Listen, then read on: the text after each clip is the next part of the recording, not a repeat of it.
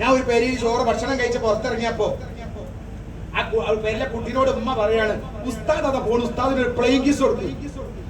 ഞാനിങ്ങ് ചിന്തിച്ചപ്പോ ചായയും കിട്ടി കടിയും കിട്ടി, ഇപ്പൊ എന്തെങ്കിലും തരാൻ പോണേ. അപ്പൊ ചെറിയ ഒരു പൈതൽ പുറത്ത് വന്നാണ്ട് വരാൻ കണ്ടൊരു സാധനം. ഈ കുട്ടിയുടെ ചെറുപ്പത്തിൽ ഉമ്മ പ്ലെയിൻ കിസ് കൊടുത്ത് പരിശീലിപ്പിച്ചാൽ നാളെ റോട്ടും ഇറങ്ങിയിട്ട് ചെക്കന്മാർക്ക് മുഴുവൻ കൊടുക്കൂലേ ഇപ്പം പറഞ്ഞോളൂ ഈ പ്ലെയിൻ കിസ്. അതിന് പെൺകുട്ടിയെ കുറ്റം പറഞ്ഞ കാര്യമുണ്ടോ? ബാപ്പാനല്ലേ പറയേണ്ടത്, ഉമ്മാനല്ലേ പറയേണ്ടത്? നേരെ മറിച്ച് ഉമ്മയും ബാപ്പ എന്താ ചെയ്യേണ്ടത്? ആ കുട്ടിയോട് പറയണം, ഉസ്താദ് അതാ പോണു, ഉസ്താദിന് അസ്സലാമു അലൈക്കും പറഞ്ഞാളാം. സ്കൂള് വിട്ട് വരുമ്പോ കുട്ടിയോട് പറയണം, അല്ലാഹുവിന്റെ റസൂലിന്റെ ചെറിയ സലാം പറയലാണ്, കുട്ടി സലാം പറയാൻ മറന്നോ? അസ്സലാമു അലൈക്കും എന്ന് പറഞ്ഞ് കേറിട്ടാ. അപ്പൊ കുട്ടി അസ്സലാമു അലൈക്കും, അപ്പൊ ഉമ്മ വഅലൈക്കും സലാം. ആ കുട്ടി നാളെ സലാം ചെല്ലൂലേ? സ്കൂളിലേക്ക് പോകുമ്പോ ഒപ്പ പറയണം, വല്യമ്മാരുടെ പണ്ടിപ്പാൻ്റെ നഴ്സറി പോയില്ല, സലാം പറയാൻ മറന്നോ? എന്നാ പോട്ടെ വല്യപ്പ, അസ്സലാമു അലൈക്കും.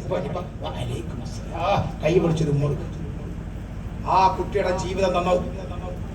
പക്ഷെ ഇന്ന് നമ്മൾ ഇങ്ങനെ ഗുഡ് മോർണിംഗ് ആർക്ക്? വല്യപ്പാക്ക്. ഏത് വല്യപ്പ? നാട്ടിൽ ഇസ്ലാമിന്റെ നട്ടെല്ലും നെടുന്തൂണും കക്കും കയറുവായ വല്യപ്പ കായത്തെ കുട്ടി ഗുഡ് മോർണിംഗ് ഗുഡ് നൈറ്റ്. ഈ കുട്ടിയെ കൊണ്ട് വാപ്പാക്ക് എന്താ കാര്യം?